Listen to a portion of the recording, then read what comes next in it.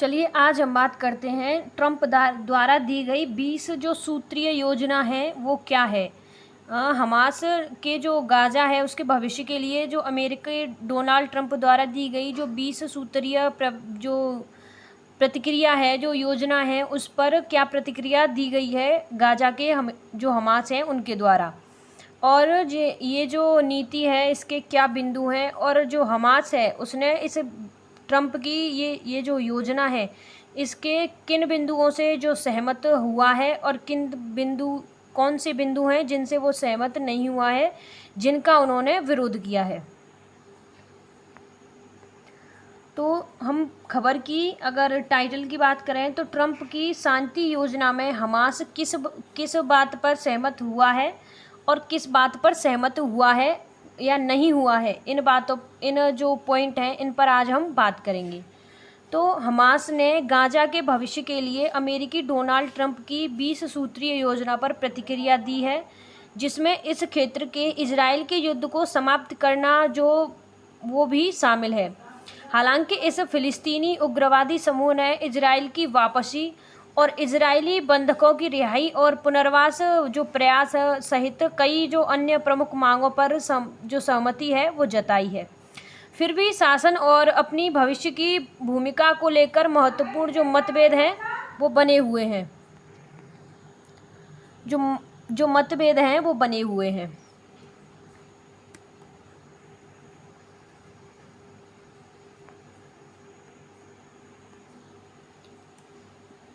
Hamas ने गांजा के जो भविष्य के लिए अमेरिकी जो राष्ट्रपति हैं डोनाल्ड ट्रंप उनकी 20 सूत्रीय जो प्रतिक्रिया है वो दी है, जिसमें हमास ने कुछ जो बिंदु हैं उनको स्वीकृति दी है और जो कुछ बिंदु हैं उनको स्वीकृति नहीं दी है। और इस क्षेत्र के इजराइल के युद्ध को समाप्त करने का भी इसमें जो पॉइंट है वो शामिल है। गाजा युद्ध को समाप्त करने के लिए जो वाशिंगटन के नवीनतम प्रयास में आंशिक जो सफलता है वो मिली है, क्योंकि हमास में जो ट्रंप की जो गाजा की जो योजना के प्रमुख तत्वों को सतर्क स्वीकृति देने का जो संकेत है वो दिया है, जिसमें इस क्षेत्र के इजराइल के युद्ध को समाप्त करना भी शामिल है। इस सप्ताह के शुरू में इजराइल के प्रधानमंत्री जो बेंजामिन हैं जो नेतन्याहू के साथ व्हाइट हाउस में प्रस्तुति की गई, उनकी द्वारा जो प्रस्तुति है वो की गई है, और 20 सूत्रीय योजना को इजराइल से सतर्क जो समर्थन है वो प्राप्त हुआ है तथा हमास के साथ इसकी पहली जो वास्तविक परीक्षा है वो हुई है। फिलिस्तीनी जो उग्रवादी समूह ने कई मुख्य जो मांगों पर सहमति व्यक्त की है, जबकि किन्हीं जो मांग है उन पर सहमति व्यक्त नहीं की है, जिनमें इजराइल की वापसी जो है और इजरायली बंधकों और फिलिस्तीनी जो बंदियों की रिहाई और सहायता और जो पुनर्प्राप्ति प्रयास जो शामिल है। इन जो ये जो पॉइंट है इन पर उन्होंने सहमति जो है वो व्यक्त की है, लेकिन शासन और इसकी अपनी भविष्य की भूमिका पर जो महत्वपूर्ण जो मतभेद हैं वो भी बने हुए हैं। डोनाल्ड ट्रंप की जो 20 सूत्रीय नीति है उसके बारे में हम बात करें तो इसमें युद्ध विराम और बंधकों की रिहाई के बारे में भी बात जो है वो की गई है। जैसे इजराइल के जो समझौते के जो 72 घंटों के भीतर हमास जो है वो सभी जीवित और मृत बंधकों को रिहा कर देगा।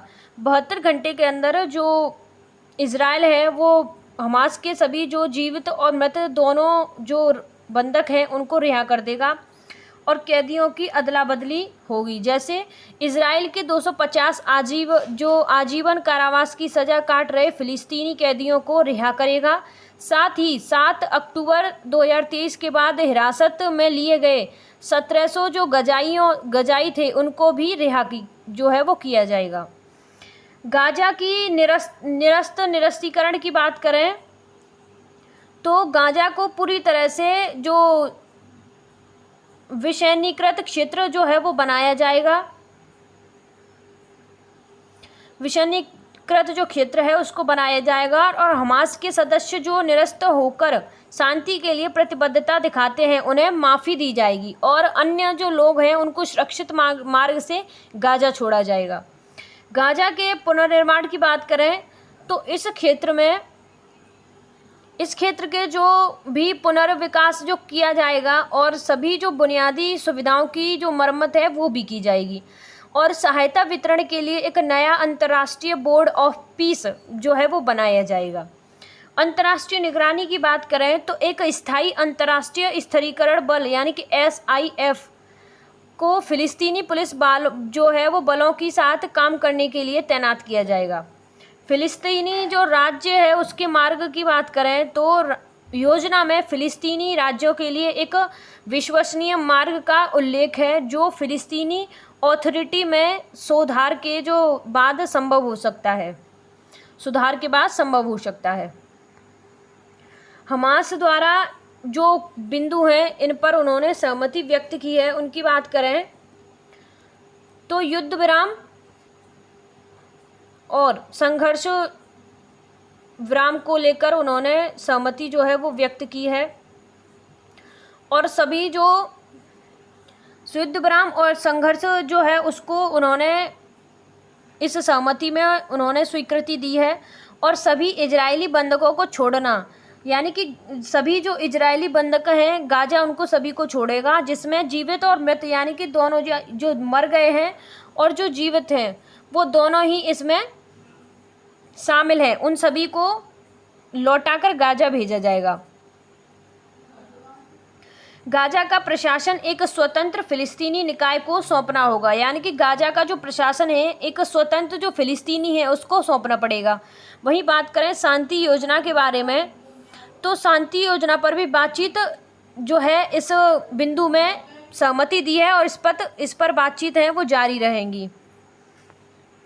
हमास द्वारा अस्वीकृत बिंदु हैं और जो विरोध किए गए बिंदु हैं उनकी बात करें तो गाजा के जो शासन में अपनी कोई भूमिका नहीं होनी चाहिए और जो निरस्तीकरण है वो भी नहीं होना चाहिए।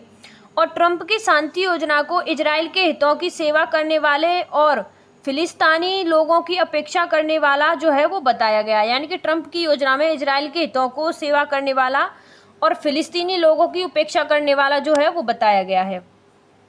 हमास ने योजना को पूरी तरह से ठुकरा दिया है और फिलिस्तीनी जो है उनकी गारंटी की मांग की है। हमास ने इस योजना को ठुकरा दिया है और फिलिस्तीनी जो है उनकी गारंटी की मांग भी उसने की है। उनकी वर्तमान जो है चुनौतियां अगर उनकी बात करें तो अस्पष्ट फिलिस्तीनी राज्य जैसे विभिन्न क्षेत्रीय जो चुनौतियां हैं, इजरायली अधिकारियों के प्रतिरोध और अमेरिकी नीति में बदलाव के कारण जो फिलिस्तीनी राज्य हैं उनकी संभावनाएं अस्पष्ट बनी हुई हैं। मानवाधिकारों पर चिंता की बात करें तो गाजा में इजराइल के जो सैन्य अभियान के दौरान मानवाधिकार उल्लंघन और नागरिकों की सुरक्षा को लेकर चिंताएं सामने आई हैं, जिस पर अमेरिका को अंतर्राष्ट्रीय कानूनों और अपनी नीतियों का जो पालन करने का दायित्व है। गाजा पर अमेरिकी इजराइल शांति योजना की बात करें तो हाल ही में पेश की गई अमेरिकी इजराइल शांति योजना फिलिस्तीनी आत्मनिर्णय को प्राथमिकता नहीं देती है और यह अंतर्राष्ट्रीय वैधता के अनुरूप नहीं हो सकती।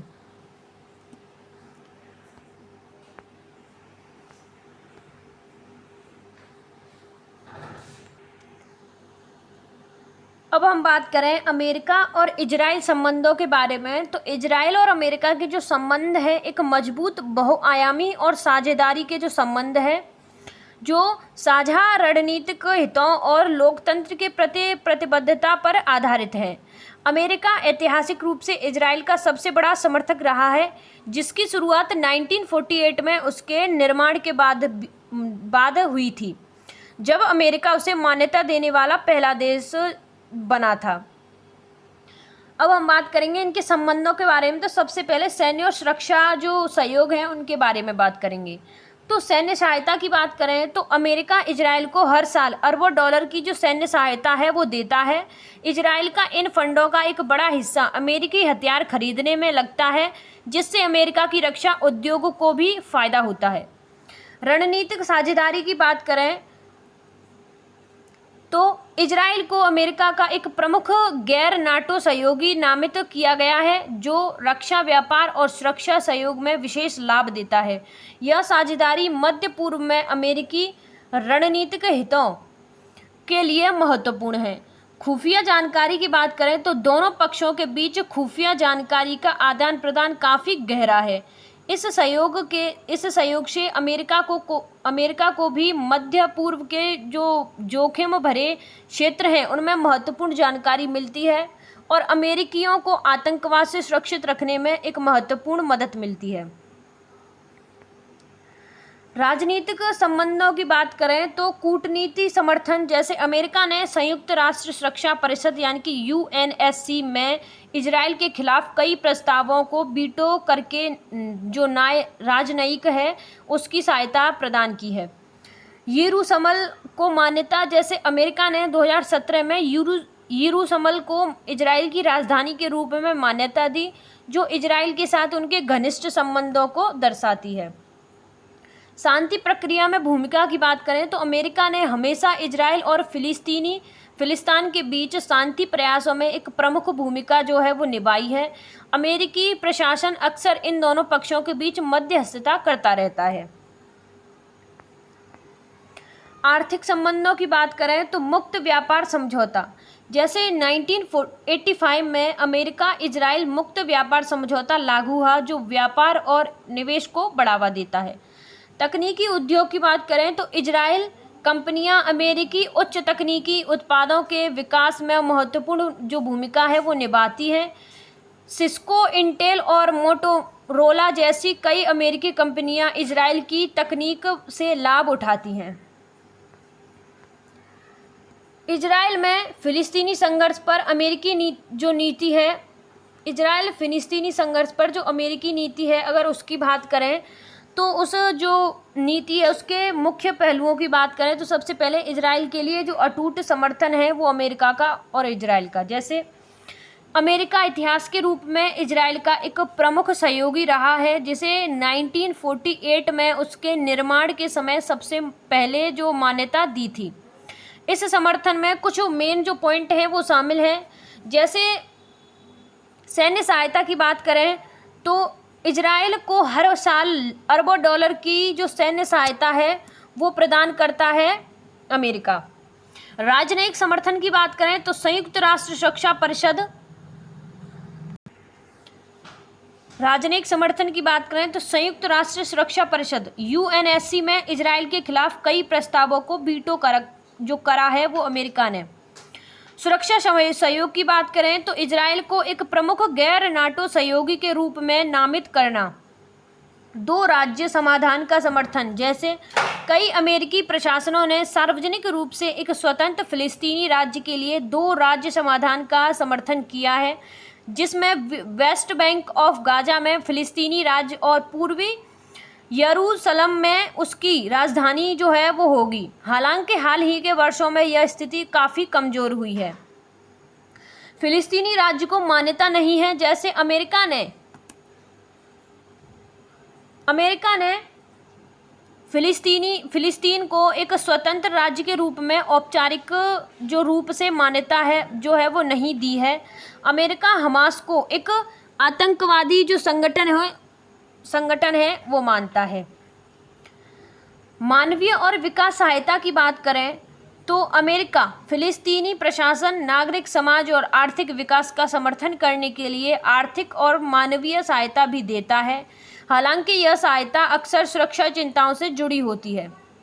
विभिन्न प्रशासनों के तहत बदलाव की बात करें तो जैसे सबसे पहले हम बात करें ओबामा और बाइडेन प्रशासन के बारे में, तो इन प्रशासनों ने दो राज्य समाधान के प्रति समर्थन जो है वो व्यक्त किया है, लेकिन इजराइल पर इसका पालन करने के लिए दबाव डालने के बारे में सतर्क रहे हैं। ट्रंप प्रशासन की बात करें तो जो 2017 में ट्रंप ने यरूशलेम को इजराइल की राजधानी के रूप में मान्यता दी और 2020 में एक शांति योजना पेश की, जिसमें कुछ शर्तों के तहत फिलिस्तीनी राज्य की जो संभावना थी, जो फिलिस्तीनी राज्य था उसकी संभावना थी। हाल ही के घटनाक्रम की बात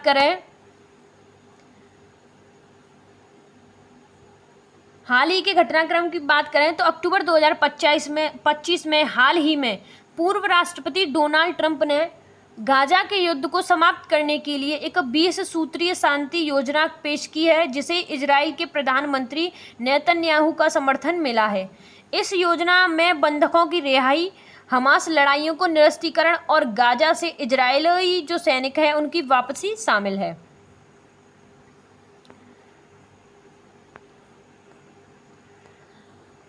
भारत और इजराइल के जो संबंध हैं उनकी बात करें तो भारत और इजराइल के बीच संबंध कई क्षेत्रों में मजबूत हैं, जो धीरे धीरे विकसित हुए हैं।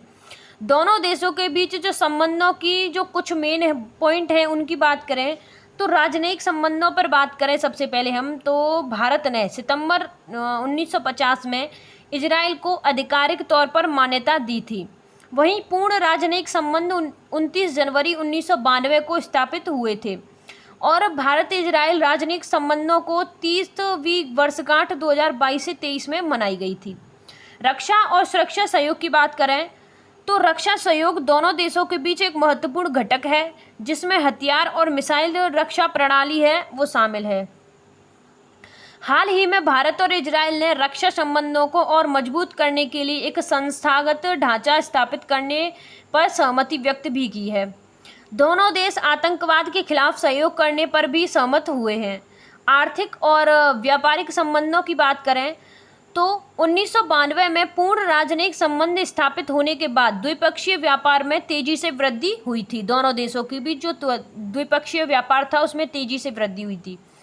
भारत इजराइल का 10वां सबसे बड़ा व्यापारिक भागीदार है, जिसमें व्यापार संतुलन भारत के पक्ष में है और दोनों देशों ने व्यापार और निवेश को बढ़ावा देने के लिए द्विपक्षीय निवेश समझौते पर भी हस्ताक्षर हैं वो किए हैं। अन्य क्षेत्रों की बात करें तो इजराइल में भारत को एक ऐसे राष्ट्र के रूप में जाना जाता है जिसने सदियों से यहूदियों का स्वागत किया है और उन पर भी कभी भी अत्याचार नहीं किया है। दोनों देशों के बीच कृषि, विज्ञान और प्रौद्योगिकी जैसे क्षेत्रों में भी सहयोगिता जारी रही है। अब हम बात करेंगे गाजा और इजराइल के बीच चल रहे युद्ध से भारत पर क्या प्रभाव पड़ते हैं। तो आर्थिक प्रभावों की बात करें सबसे पहले तो तेल की जो कीमतें हैं वो बढ़ती हैं। जैसे भारत अपनी तेल ज़रूरतों का एक बड़ा हिस्सा मध्य पूर्व से आयात करता है। युद्ध के कारण तेल आपूर्ति में व्यवधान या क्षेत्र में तनाव बढ़ने से तेल जो है कच्चे तेल की जो कीमतें हैं उनमें वृद्धि हो सकती है। इससे भारत का आयात बिल बढ़ सकता है, जिससे मुद्रास्फीति और चालू खाते हैं उन पर दबाव पड़ सकता है।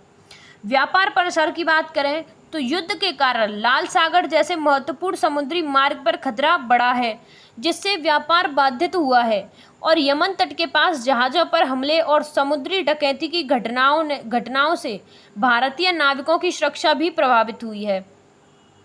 आर्थिक गलियारों पर असर की बात करें तो युद्ध से मध्य पूर्व की स्थिरता प्रभावित हो रही है, जिससे भारत मध्य पूर्व यूरोप आर्थिक गलियारा IMEC जैसी महत्वाकांक्षी परियोजनाएं और अनिश्चितता के बादल जो हैं वो मंडरा रहे हैं।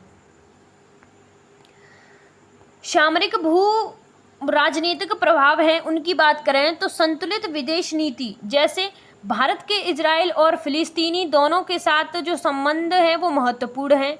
इस संघर्ष के भारत को अपने पारंपरिक दो राष्ट्र समाधान के रुख को बनाए रखने हेतु एक संवेदनशील जो संतुलन है वो बनाना पड़ रहा है। इजराइल के साथ उसके मजबूत रक्षा और आर्थिक संबंध जो है वो फिलिस्तीनी के प्रति ऐतिहासिक समर्थन के बीच तालमेल बिठाना एक चुनौती है। आतंकवाद कट्टरता का जो है वो खतरा है। जैसे इस क्षेत्र में चल रहे संघर्ष से दुनिया भर में खासकर भारत जैसे देशों में आतंकवादी संगठनों द्वारा युवाओं को कट्टरपंथी बनाने की कोशिश है वो तेजी से हो सकती है। कूटनीतिक भूमिका की बात करें तो कुछ विश्लेषकों का मानना है कि भारत इस संघर्ष के शांतिपूर्ण समाधान में एक सक्रिय कूटनीति भूमिका है वो निभा सकता है और भारत ने गाजा में नागरिकों की मौत की निंदा करते हुए युद्ध विराम और मानवीय सहायताओं की अपील भी की है। अन्य प्रभावों की बात करें तो प्रवासी भारतीय पर असर की बात करें तो मध्य पूर्व में काम कर रहे लाखों भारतीय नागरिक इस क्षेत्र में अस्थिरता के कारण प्रभावित हो सकते हैं। विदेश नीति का पुनर्मूल्यांकन की बात करें तो यह संघर्ष भारत को पश्चिम एशिया के लिए अपनी दीर्घकालिक नीति की समीक्षा करने पर मजबूर कर सकता है, खासकर चीन के बढ़ते प्रभावों के संदर्भ में। भारत की गाजा शांति योजना पर प्रतिक्रिया की बात करें तो प्रधानमंत्री नरेंद्र मोदी ने इस योजना को फिलिस्तीनी और इजरायल लोगों के लिए एक दीर्घकालिक स्थायी शांति, सुरक्षा और विकास का एक व्यवहार्य जो मार्ग है वो बताया है। और उन्होंने यह भी कहा है कि भारत इस दिशा में सभी प्रयासों का दृढ़ता से समर्थन है वो करना जारी रखेगा। यह प्रतिक्रिया तब आई जब हमास ने इजरायली बंधकों को रिहा करने की ओर संकेत है वो दिया था, जिसे पीएम मोदी ने क्षेत्र में शांति बहाल करने के प्रयासों में एक महत्वपूर्ण कदम बताया है। अमेरिका को उम्मीद है कि पीएम मोदी जैसे वैश्विक नेता इस प्रयास को आगे बढ़ाने में सक्रिय भूमिका निभाते रहेंगे। इजरायल ने भी गाजा पट्टी के पुनर्निर्माण में भारत की भागीदारी की इच्छा भी व्यक्त की है। धन्यवाद।